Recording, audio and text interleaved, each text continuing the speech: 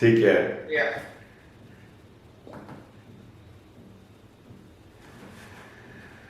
Wow.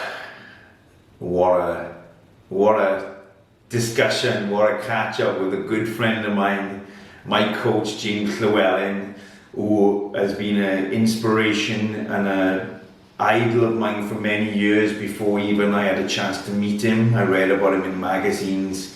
He was very well recognized bodybuilder from Wales, and we connected, we become good friends. He's now my coach, and he's helped me overcome a lot of obstacles, not only in my bodybuilding career, but also in just any situation I've been in life. He's really been someone I felt I could always reach out to, and what an incredible interview. You've got to check it out. So enjoy, comment, like, share, and if you haven't done yet, please subscribe, hit the subscribe button, and just enjoy.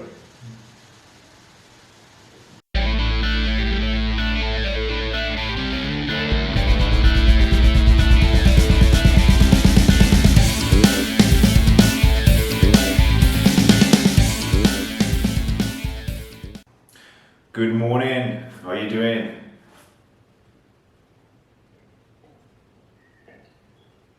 Good morning, can you hear me okay?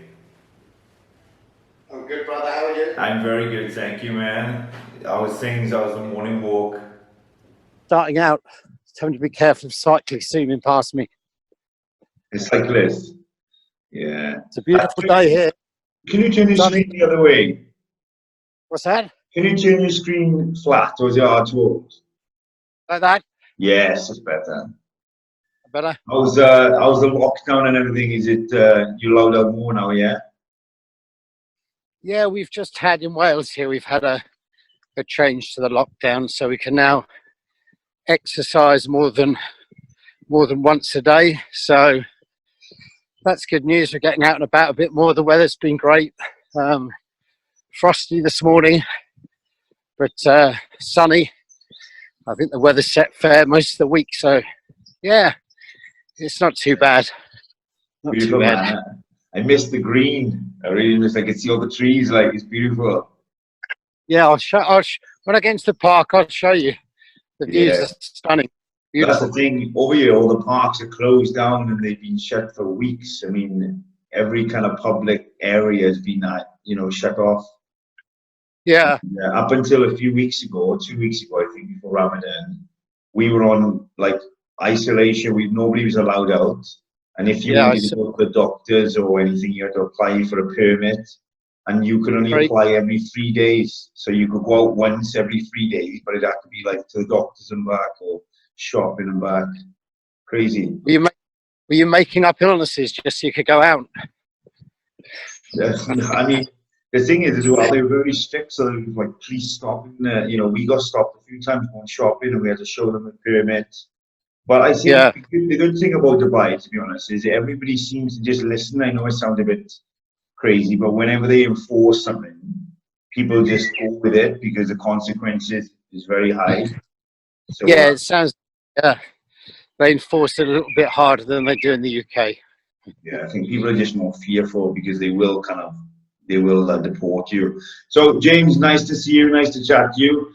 For anybody who doesn't know, obviously, just tell us a little bit about how you got into your training, your bodybuilding, your career, and then we can dive in some nice, good information off you then. Okie doke. Well, I started training probably my first toe in the water when I was 16 in a gym that my PE master made in an old cupboard.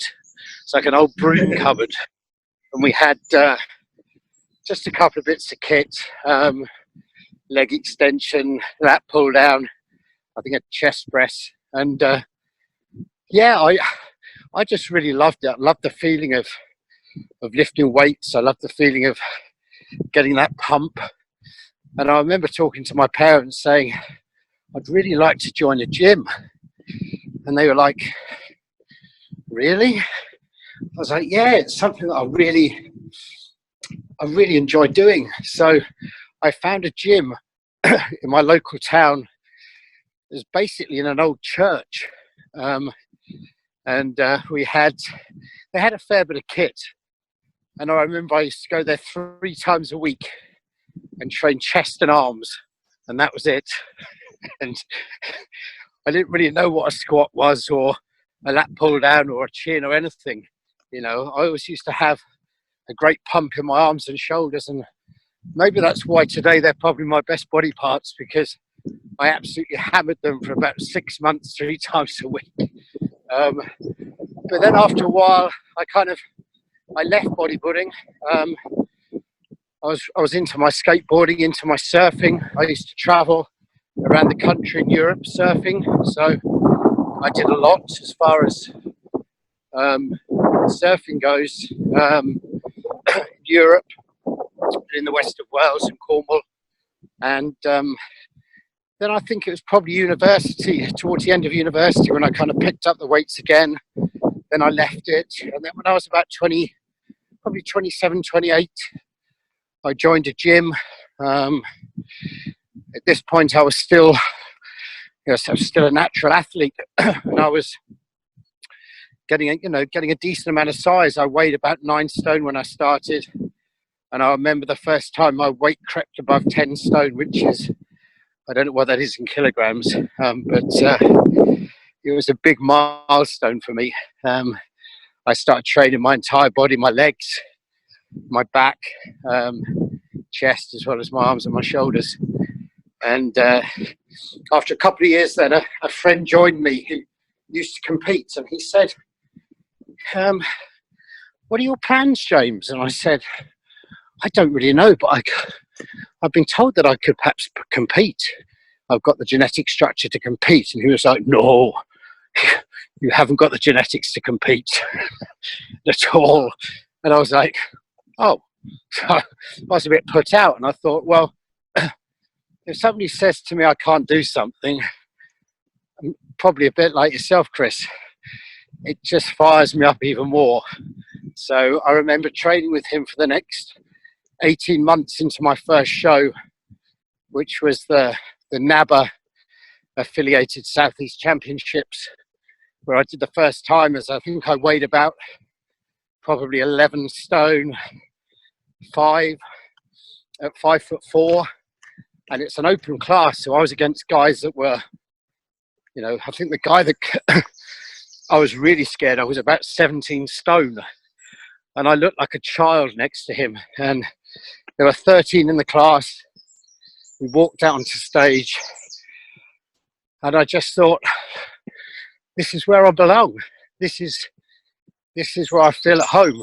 I put all that effort into training, into dieting. I had no idea what I was doing. I cut my sodium out from 16 weeks out. I did everything wrong, but I ended up being victorious that day, beating 13 guys to take first spot. And I guess after that win, that was it. I was hooked. I mean, and then you had an incredible career. I mean, you won a lot of the amateur shows. You pretty much, set out to achieve everything, or you achieved everything you set out. How did that same guy, that same friend, obviously going through the success you did, what was his kind of compliments many years after then? Do you still talk about that kind of moment? Well, I competed then, obviously, many times.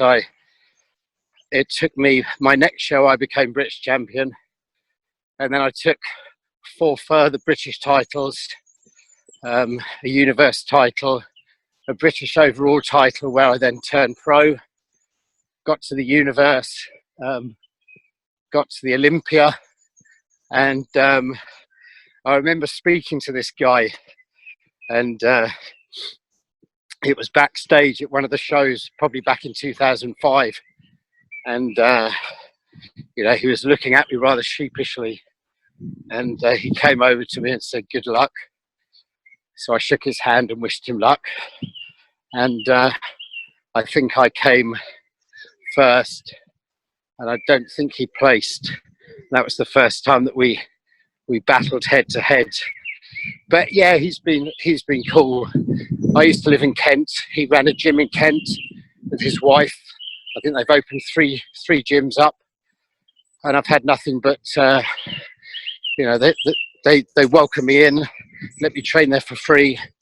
So they really helped my career sort of in the early days for me. So I have a lot to thank him for, not only for telling me that I couldn't, but also for then helping me when he knew that I could, you know. So yeah, it's a cool story.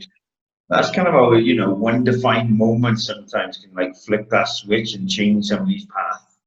I mean, like you said, somebody saying at that one particular moment that you could never do something, it probably wouldn't have sparked that kind of motivation enough to be determined to do what you needed to do. Maybe it would have, maybe it wouldn't, but I mean, these moments, it's like the butterfly effect. I mean, one kind of small incident has a ricochet onto the rest of your life. So obviously you competed for many years, and obviously I've known you very well. I've followed you for many years before, you know, you become a coach, you become good friends. And what I've seen multiple times is like you've retired and then you've come back and retired and come back. So is it the case of just like out of pure love, you just like, you know, you throw in the towel and then you think, do you know what, I just can't walk away from this sport? I'm like one of these old boxers that everybody says to them, James, you're past it, you're past it, you haven't got another show in you. And every time I just think, do you know what, I really don't care. I do it because I absolutely love it. It's not even so much the competing, Chris, it's the challenge, it's the mental and the physical challenges that prep bring. And I say this to my clients a lot. If you can genuinely put your hand on your heart and say that you've followed a proper contest prep, there is nothing in life you cannot achieve, you know, because it's probably, and you'll attest to this because you've competed many times yourself, Chris, and you've competed many times when things have been against you, but you've pushed through, you've used that grit, that determination, that will to succeed, that drive to win, to get on stage. And I think people don't realize how hard it is, you know. And does it get any easier?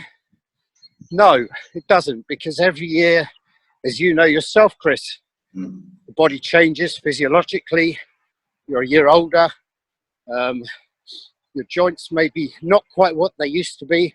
I mean, yours are probably still fine. I'm falling apart, but it's you have new challenges.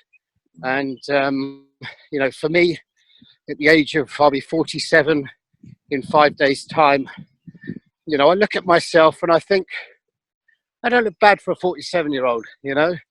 And I think on a level playing field amongst my peers of my age, I think that I would still stack up probably in a world-class lineup. However, in a pro lineup with the IFBB, when you're competing against guys 20, 30 years your junior, it's incredibly hard. And I'm blessed with decent genetics, but I'm not blessed with great genetics. And there comes a moment when you, and I realized this a long time ago, I realized this when I turned pro, that genetics are not just physical. And I've spoken to you about this before. Genetics are mental as well. You have to be wired correctly to do this sport to the best of your ability. It's no good having the physical genetics if this isn't wired properly. Because if it's not, you know, you can have the best tie-ins, the best muscle bellies, the best muscle growth. But if you can't bring it all together with this, you're not going anywhere. Yeah, and we've seen that time and time again. I mean, with many people, you've seen people with great potential, and and I think something along that line is when you are kind of blessed, like really blessed, like genetically, physically, you can get away with a lot. So, you know, climbing up the ranks, you can beat a lot of people. You don't necessarily have to work so hard. It's like, you know, it's like inheriting, you know, $1 million off your parents. I mean, do you know how to go from being broke to being a millionaire? So the chances you can get to the next level is rare. And what I tend to see, a lot of people who are really genetically blessed, I mean, they haven't learned, a lot of them, how to really dig deep and be competitive at that level. Now, obviously, once you've got somebody who's genetically, physically blessed and has the mental will and the genetic capability to push and see beyond, that's the formula for the top elite in the world. 100%. And I think I could apply the same thing with my brother. He's a very academic man. He's in the top 0.5% of the population for his IQ, and he's now a professor at Durham University. He did a degree at Cambridge University. He got 5 A-levels at A-star. He's a very able man. Physically, he's a train wreck, but mentally, he's as sharp as a pin. But even he, as intelligent as he was, because it came so easy to him, he let opportunity slip by because he was able to do what most people could do with doing no work, with doing nothing. Then when push come to shove and he was put into a situation where he was with other very similar people, like in Cambridge University, he wasted a few opportunities because he was amongst people that were just as intelligent. And I think that the same can be applied for bodybuilding, for many aspects of life. You can have a gift, but to fulfill that gift 100%, everything else has to fit into place, because you're always going to miss opportunities. And that's something that I've never done because I've never been blessed particularly with the genetics. I've been blessed with the work ethic. One could argue, people say that Dorian Yates didn't have good genetics. Really?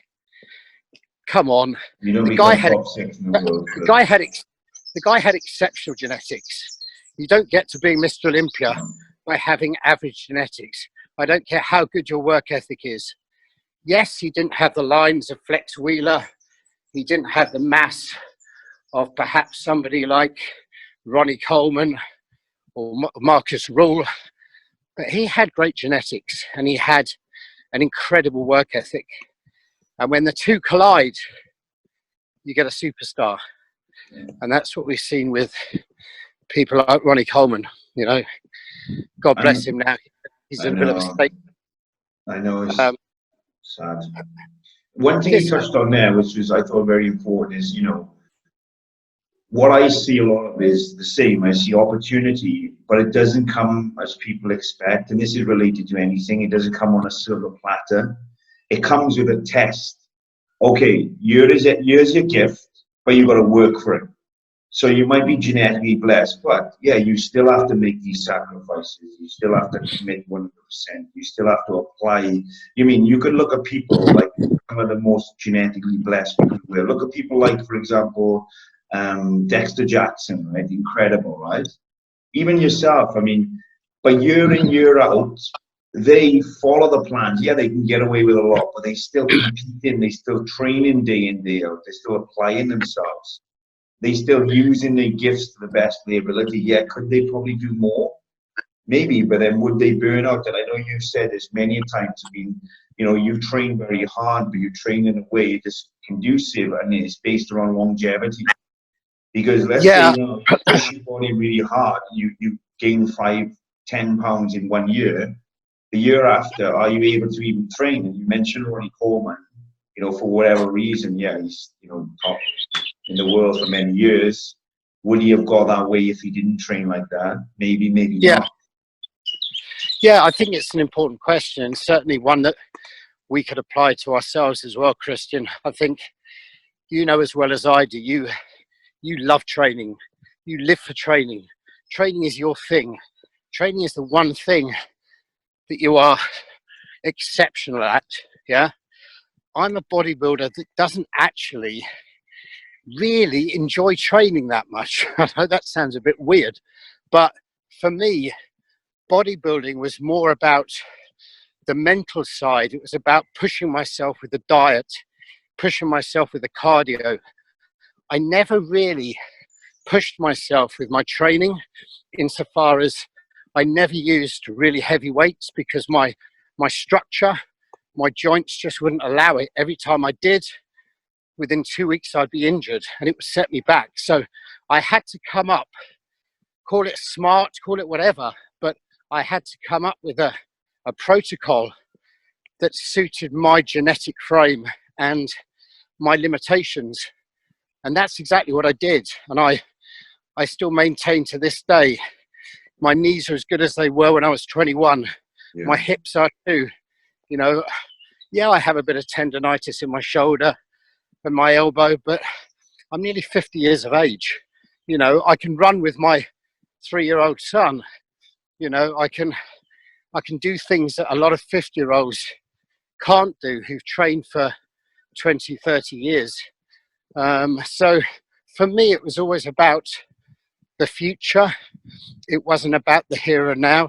It was about protecting my body, knowing that if I still wanted to compete as a senior, I could do so without having injured my body to the point where body parts start to, you know, just leave you. You know, most guys of my age, their legs are starting to go. You know, they've got very bad knees. They've got bad shoulders. They can't press. So for me, it was always about that longevity, and perhaps boxing a little bit clever. And it's something I try to instill in my clients, not you so much, because your body is capable, your genetic structure is capable of lifting very heavy weights in with exceptional form. And it's rare to see that. Other bodybuilders like that, James Hollingshead, another guy who uses exceptional form, Luke Sandow, God rest his soul, he was exactly the same. You know, these are guys that were just inherently strong, you know, and I expect growing up, when you're a teenager, Chris, you were just a strong guy, you know. I've never been a strong guy. I've always had to work for it, and it's never really come. So I've had to look at other ways that I can induce hypertrophy with time and attention. You know, I always say to people that bodybuilding isn't about making a heavyweight feel light, which is what Olympic lifters do, which is what powerlifters do. Bodybuilding is about making a lightweight feel heavy through the longest range of movement. Time and attention can do that. There's loads of different ways to cause hypertrophy without really excessively overloading connective tissue. And I guess that's why I'm still fairly sprightly for my age. You know, I haven't knackered my body, because I certainly haven't looked after it in some respects. You know that I enjoy a drink. I always have done. It's something that I enjoy doing. Sometimes a little bit too much, but that's me. That's part of me. Maybe it's, you know, a reason why I'm pretty relaxed about it. Maybe it's the reason when I prep, I'm pretty relaxed about it. I don't get stressed because, you know, for me, I do it purely for the love. And for me now, I don't do it. It's not about winning. It's about being the best I can be. But if and when I come back to compete again, which I'm sure I will be turning amateur, and I'll be doing the Mr. Universe, and I will be competing amongst guys of my age. Then I will be competitive, and I will be Mr. Universe again. So I still have that fight. I still have that spirit. I'm very competitive, like yourself, by nature. And that's one of the frustrations I felt over the last probably 5 to 10 years, that as an amateur, I went to win everything. You know, I was winning pretty much everything. And it's a great feeling to win.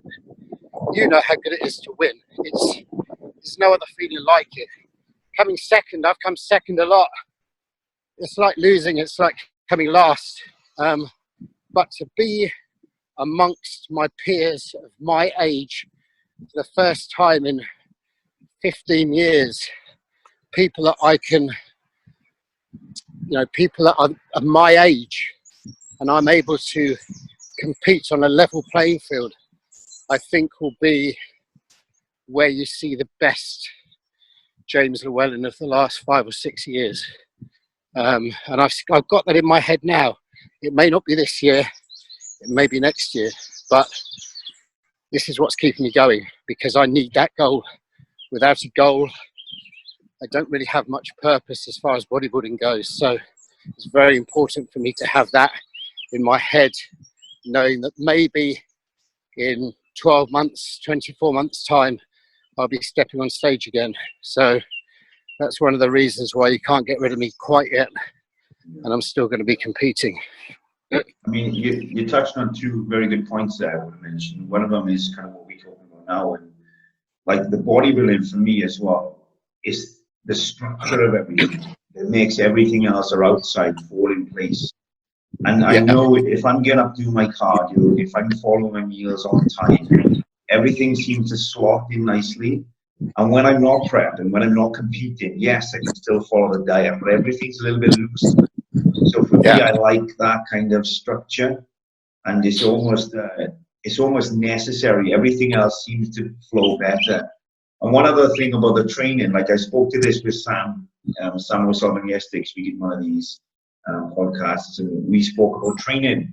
Now, obviously, you've taught me a lot. You've pulled me back a lot as well, and I've taken a lot from what you've said, how you do things. And I've obviously seen I don't need to be training balls to the walls. If it's not very conducive, it's counterproductive. I've seen it happen. My physique has looked fresher. It looked better when I've applied myself maybe like 70% of what I could do. So I know this. So it's not, when I train sometimes, the way I train, it's not necessarily the formula that I know will lead to growth or lead to a better body. It's just something that I really love to do. I love to challenge myself. And like, I love to like battle my mind when my body's starting to fatigue. My mind is telling me to give up and just pushing through. That teaches me so much more than just in that moment, because whatever I go through in life, and I can relate anything to these specific, like last couple of reps during sets of squats or whatever, but I really just want to throw the towel in and I want to give up and I feel like there's no end. I know if I keep pushing, I got the will to make it through. And these things, like sometimes I got clients I work with, and again, I'm all with you. It's all about stimulation. It's all about, stimulating growth. It's not about annihilating and breaking down. But sometimes people need a little bit of pushing to their moments to deal with other moments. Like you said, there's nothing more challenging than the prep. And when you like last few weeks out, if you are, especially when your body fat starts coming down really low and you got nothing in you, we work together, James. It doesn't matter what you eat. It doesn't, does it? You could be eating, compared to the next guy, you could be eating so much food. Once the body fat's so low, it just feels like it's going nowhere. You're just like running on fumes. Yeah. And what's low food for you is completely different to somebody else. And this is, a lot of people say, oh, you're lucky you're dieting on 450 grams of carbs, James. And I'm only on 50. I said, yeah, but I still feel just as bad as you do on 50 grams, and they can't fathom it. They're like, well, how can you? You're eating like 9 times as many carbs as me. And it's like, yeah, but everybody is genetically different. My metabolic rate is incredibly fast. Just being on lockdown and doing cardio for 45 minutes to an hour each day, and the number of calories I'm eating, we worked out I'm eating 5,000 calories a day in 4 meals. These are meals of 1,250 calories each. And I'm maintaining body fat levels of probably somebody who's 6 to 8 weeks out from a show. So I think it's all relative. But yeah, I mean, you certainly make some good points there. I think that stimulation is good. Annihilation has its place. I think there's always times when you can push yourself, when you can push your body if it's capable of being pushed. I know now after 20 years of training that I can't do what you do. I can't try and keep up with anybody.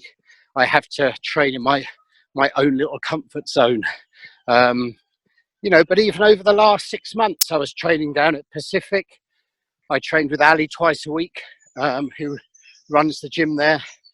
And he pushed me really hard, harder than I've probably trained for the last decade. And you know what? I was making progress. Even at my age, I was making muscular progress. So I do sometimes think I do need to train just that little bit harder, put that little bit more effort in. Because yes, it's for me, it's about maintaining, it's about maintenance, it's about stopping body parts atrophying away. So if I can maintain, fantastic.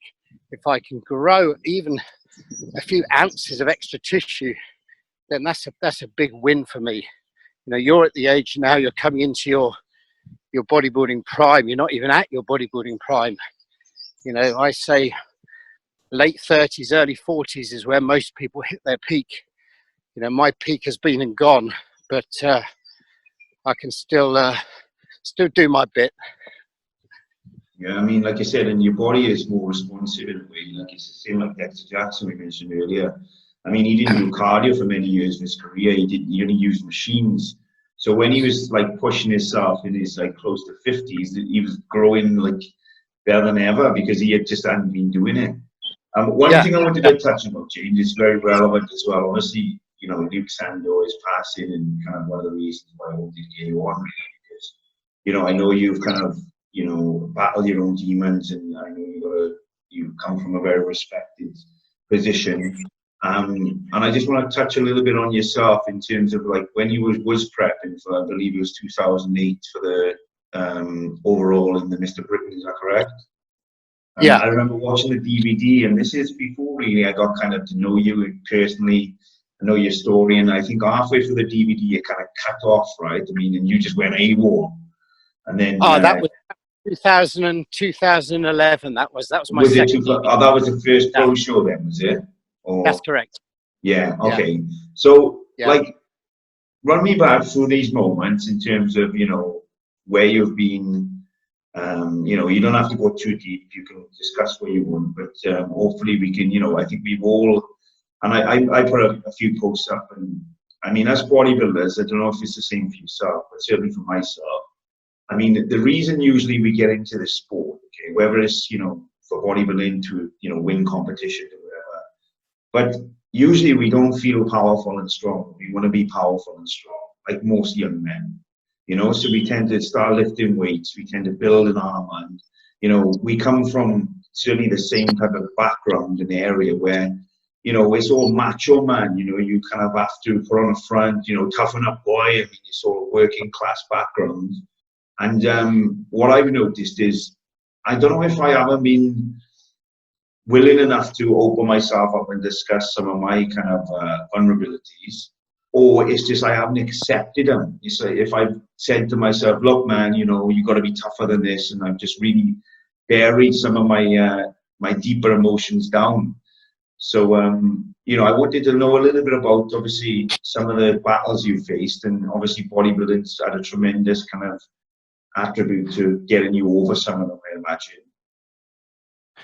Yeah, my mental health issues or problems, I guess, started when I was probably around 18, just before I was going to be going away to university. And I remember living, in fact, I moved down to Wales, funnily enough, and I worked in a local hotel.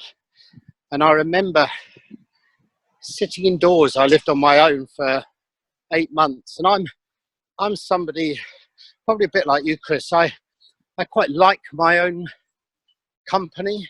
I'm quite a thinker, and I know that you're the same. Thinking can be a great thing. Thinking can be an amazing gift, but it can also be an amazing curse if you have too much time.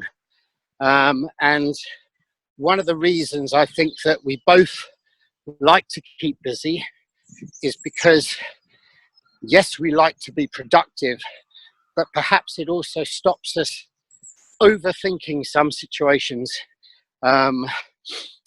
What I then went through when I went to university, I started drinking a lot. Most of my problems come from alcohol, in that we had Freshers Week, and Freshers Week at university is basically just a free-for-all. Everything is about alcohol. I drank incredibly heavily. And I remember sitting at my friend's table having dinner with him and probably 4 other of my friends. And I had a panic attack. It's the first panic attack that I ever had. And I can remember it vividly to this day, vividly, as if it happened yesterday. It was the most frightening moment of my life. I genuinely thought I was going to die. And for anybody that's had a panic attack, you'll completely understand what it's about. They're just completely irrational. The thoughts you have are completely and utterly irrational. People can tell you to pull yourself together. People can tell you to stop being silly. You know, it doesn't matter. You know, and from that moment onwards, I then started suffering from anxiety. And anybody that suffers from anxiety knows that if you're anxious and feel anxiety for long enough, that can then lead to depression, and all the things that depression bring.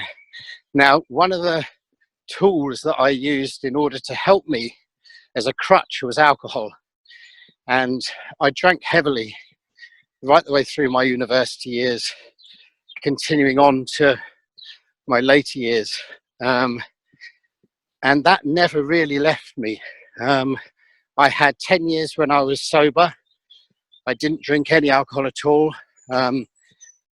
Basically from probably just before I started competing until turning, it must have been before then, it must have been from when I finished university, I guess, until I started competing and I got my win, my overall win and my pro card. And I don't know what happened when I turned pro. I think I never thought I'd be a pro, ever. And the year before I turned pro, they brought in the 202 class, which basically allowed smaller athletes like myself, who is only around about 175 pounds, it was enabling us to compete as professionals against other guys that were smaller. So it gave me the chance to turn pro. Had I not had the 202 class, I would never have taken my professional status that day. What happened then?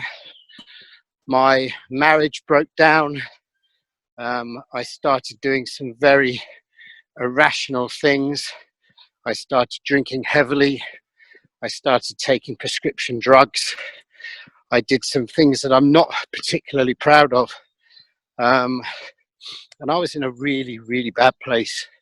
I cry myself to sleep most nights after drinking maybe half to 3/4 of a litre of vodka, GHB, sleeping tablets, a really nasty concoction that independently on their own each can give you depression and anxiety if used over a long enough period of time. So everything kind of built up. I moved down to Wales. I met a girl. Everything was cool for about 4 or 5 months. I was still drinking, but not drinking heavily, probably at the weekends. Then that kind of went a bit wrong. I moved into a house on my own. This was actually just after I qualified for the Olympia. And I remember I rented a big 4-bedroom house up on the mountain. And it was just me in the house. Had a lot of time to think, too much time to think. I started drinking again very heavily. I was drinking maybe 2-3 bottles of wine a night. I was smoking. I was just doing things that I shouldn't be doing.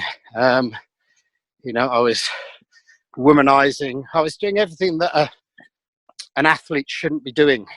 And I did all of this whilst I was prepping for the Olympia. You know, I was drunk for most of my Olympia prep. And I wasn't in a very good place. And that's where my second DVD picked up, really was my road into that first qualifier for the Olympia, where I did qualify for the Olympia. Leading up to that point, I did go AWOL. I went up country. I didn't tell my parents. I didn't tell my wife. I just disappeared. I just left my job, left my clients. I had a little bit of money saved. I took that with me and I just left. And I ran away. That's what it was. It was running away. I couldn't face the things that I'd done, the things that the hurt that I'd put people through. I just couldn't face up to it. So I ran. I did the cowardly thing, ran away. But anyway, coming back to the Olympia, wasn't in a good place at all. Partying, drinking, taking drugs. And even the day of the Olympia, I remember my head wasn't in it. I didn't really enjoy the show. I was in a completely different world. And I remember the morning after the show, I broke down. I think probably a combination of the prep, the realization of what my life had become, the people I'd hurt, you know, my girlfriend, my wife, everything was just got massively on top of me. And I sat in a bar the day after the Olympia, just literally, I'd showered, I was still tanned, I had a pair of shorts on and a vest, and I sat in this bar for 13 hours and I drank myself to oblivion. And I remember speaking to all the people that I'd hurt and telling them how sorry I was and that I wanted to be a better person, and I wanted help. It was a cry for help. And I guess that was, in a way, that was a turning point insofar as I knew that I had a problem and I knew that I needed to address it. One of the things I've always been very good at doing, Chris, is identifying I have a problem and then being able to do something about it. And maybe this comes from being a bodybuilder, maybe this comes from being somebody that has an extremely strong will. But even from drinking, and I guess being alcohol dependent, I was able to just stop like that. And I didn't drink for months and months and months. And to this day, you know, before lockdown, yeah, I might have a drink once a week, but I didn't go back to that place that I was in. But the last probably 6 weeks, I found myself drinking a little bit more again. I found myself thinking a little bit too much. Probably the fact that we were locked down. On the outside, I was happy, I was positive. I was saying I could live like this for the rest of my life because I'm not really that sociable anyway. But kind of crept up on me. And when I heard of Luke's passing last week, it basically opened up a huge number of wounds from my past, made me think about the things that I'd done in my past and how desperate that I felt. And I really empathized with how Luke must have felt. You know, his poor children who were left without a father, thinking of my own son, Jack. And I felt really, really down. I felt really depressed. And it's the first time where I've actually thought, here we go again. And I did a Facebook Live about 4 or 5 days ago. I tend to do on most mornings. It helps me just talk about things. And I talked about how I felt and I opened up. And it was like a huge, huge weight off my shoulders. And people that I didn't even know cared reached out to me, they messaged me, they phoned me. And, you know, today, 4 or 5 days on, I haven't had a drink for 4 or 5 days now. I feel a lot more positive. But it just goes to show how, if you have mental health issues, or you have alcohol issues, or any kind of drug related addiction, it's always there. It's always there. It's always about keeping that lid on it, because that lid can always come off and open up a whole can of worms. So it's something I've learned to do now over the last 25, 30 years since I first started suffering, is when I see the warning signs, I can reach out and I can put a lid on it. And that's something that I've taught myself to do, and it's something that I will always be able to do. And I think what's really important for anyone else out there who's feeling like I felt is that tomorrow is another day. Tomorrow is another day. And it's okay. It's actually okay to feel sad. It's okay to feel down. This is what I used to worry about. Why am I feeling down? Why am I feeling sad today when I've been so happy? And if we didn't feel days when we were low, when we were depressed, when we were feeling sad, then the days when we feel great and the days when we feel good wouldn't have much meaning, you know. So tell yourself that it's okay to feel sad, it's okay to feel down, it's okay to feel upset. Don't worry about that, because it will pass. And this is one thing I've always told myself, is that even in my darkest days, I'm still here. And I've never really been suicidal, because I've got way too much to live for. I've got an amazing family. I've now got an amazing wife, an amazing son.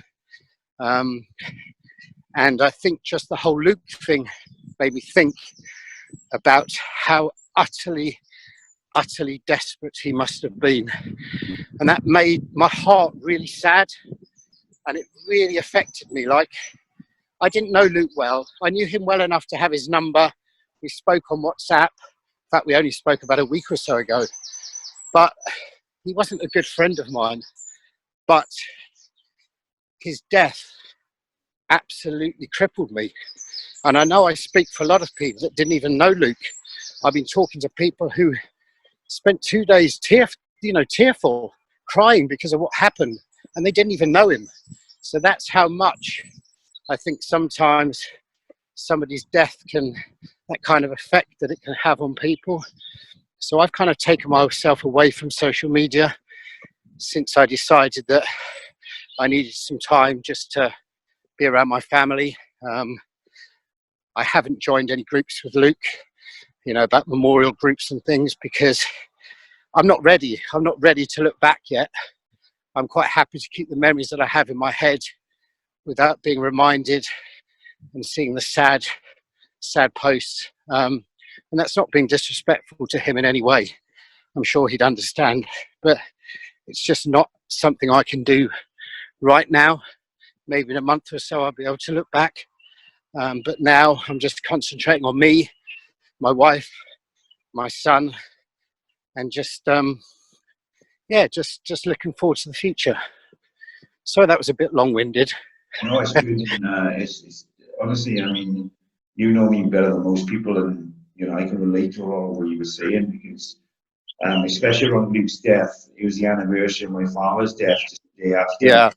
And as you know, my father documented the last 4 years of his life in a diary, which very few people have read. And man, my father was struggling with his mental health. He was battling some demons, and many could say after reading the diary, if they did, that that could be the very reason that he left when he was 29 years old, you know. And a lot of things like you touched on there, I've seen patterns in myself where, you know, I've kept busy. I've been needed to do something because I do think a lot. I am isolated a lot. That's why I fit bodybuilding so well, because it's literally, we have coaches, we have guidance, but it's down to me. And that's fine. The problem is, like I said, with that is when you're alone and you're thinking, a lot of things creep up. So I've noticed I've always been doing stuff. And a lot of that is to kind of just give me stuff to do so I feel productive, so I'm not sat there with my mind wandering. And what was quite bizarre is, like you said, after I read my father's diary, it's like I started experiencing all the things my father was going through, almost in sequence that I'd never experienced. You know, my personal kind of situation, in Carly and all this stuff. Man, I mean, going back last year, James, you're probably not aware because, again, I don't really share much. Man, that was the toughest time of my life, man, honestly. Yeah.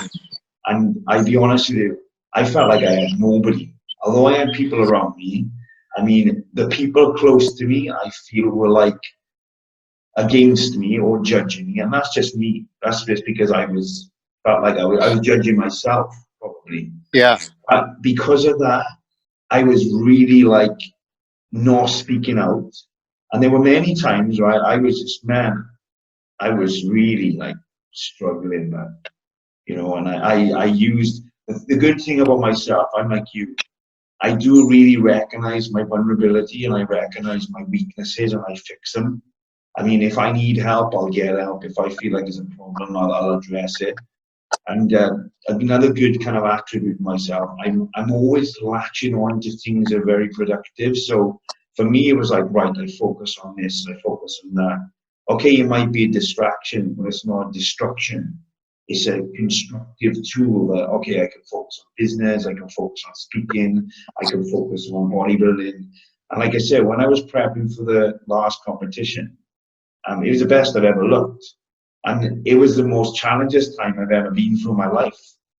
And I think if it wasn't for me prepping and me having that goal and me having that structure in place, maybe I would have struggled even more. So, Yeah. and I think it's really hard to relate to what other people are going through because this is our own experience, our own journey, right? You know, and everything impacts us all differently. But again, that's amazing, and that's kind of what I wanted to get you on from me because, like you were saying there, that's something I realized myself in the last couple of probably like months. It is okay. I mean, to feel upset. It's okay to feel down. I mean, we shouldn't like make it work. Like, I'll give you an example, right? How I am. If I don't wake up early, it puts me in a mood. So for me, it's like, you're okay to not wake up early. It's fine. You don't have to be like, and the thing is, it spirals into more. So if I woke up, but I was like, not woke up, but if I was down for any particular period, and I'd be like you, why am I down? I got all this going on. I got an amazing wife. I got good friends. I got a good business. But that's okay because these are emotions that you get, and you can experience them. We haven't got to like push them away.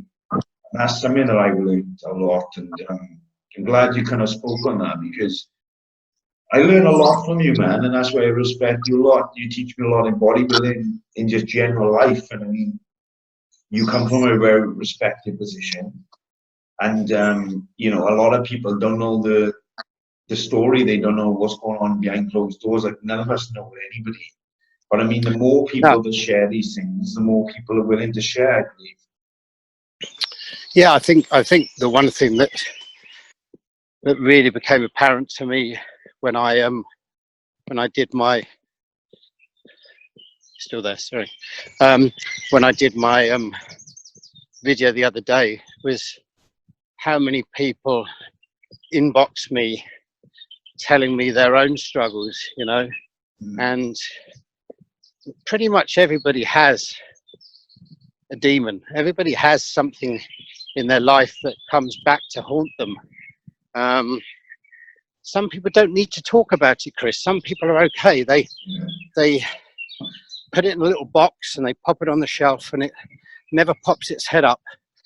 And other people, those lids of those boxes, they don't fit quite right, and they pop up at the least expected times. And I think if we can identify that and we can speak with people and talk to people and share our experiences of how they make us feel, then it can go a huge, long way to helping people, you know.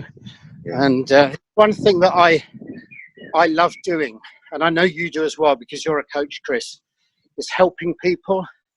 You know, their success is my success, and you know, nothing makes me prouder and happier than seeing my guys on stage, win, lose or draw, seeing the culmination of their weeks of hard work and their weeks of attention to detail displayed on that stage.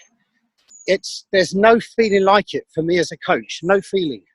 You know, when you're up there, Chris, I'm looking at you and I'm living and breathing, I'm posing with you. And a lot of people don't understand that. And I think that's what makes a good coach and a bad coach. It's the ability of that coach, firstly, to have been there and done it themselves, but also the ability to literally be as one with that athlete and to literally feel every emotion they're going through. And that brings me so much joy. One of the reasons why this job I do, I couldn't think of a better job. You know, it's incredible to know that I've touched a few people's lives and made them better, whether it be people that are competing or whether it be people that are just literally looking to change their body shape, change the way of thinking.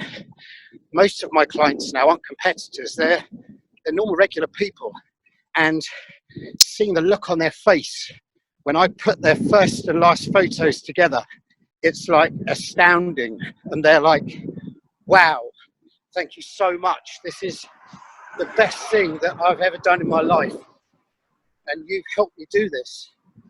And a lot of them say, if it wasn't for you, I wouldn't be able to have done this. And no, they probably wouldn't. But what they also have to remember is to have that self-belief that it was them that did it. They did it. I just gave them the tools to do it. And it shows that the resolve of people is much greater than they give credit for. A lot of people don't have the self-confidence. They don't have that self-belief that we do, Chris. As competitors, we have self-belief. Most regular people who don't compete don't have that. They don't think it's possible. They don't think they can make changes to their life. But they can. And that's something that gives me so much pleasure. And I know it does you as well, whether it be with your coaching, whether it be with your speaking, whether it be with your new book that's going to be published. You're going to touch many, many lives. And many of those lives are going to be touched for the better. And that positivity will then spread amongst their friends. And yeah, it sounds like a bit of a utopia where everybody's happy and laughing and smiling and feeling thankful. It doesn't happen like that, but we know that we've done our little bit, and that feels really, really good. Really good. Man, James, it's great. I mean, and what a way to finish. I mean, always positive, always finish on a positive note. And I mean, like, we touched on some really difficult topics there, and I mean, sure, everybody watching can relate and they can get inspired. And like I said, that's the whole point of what we're doing, is to try and, you know, improve that positivity. And yeah, I mean, there's a battle going on between good and evil, and it's always the way it's going to be, pull and push. I just want to quickly show you a picture, right? One of my clients came down last night, he brought me a picture, and it kind of resembles what we're talking about. 2 seconds. So yeah, this picture made, and it's pretty much like a guy like meditating, and then you've got a dark cloud, which is like his demons, and you've got the positive energy of like his groundedness and humbleness. And as you can see, the whole point of it is, it's not all sunshine and rainbows. There are dark days, there are light days, and we all face different battles, but it's whether we allow them to work in synergy and not let one take over. And I mean, that's kind of, it's crazy how he brought this last night, and we're discussing this very thing today, but... Yeah, that's pretty cool. Thank you, James.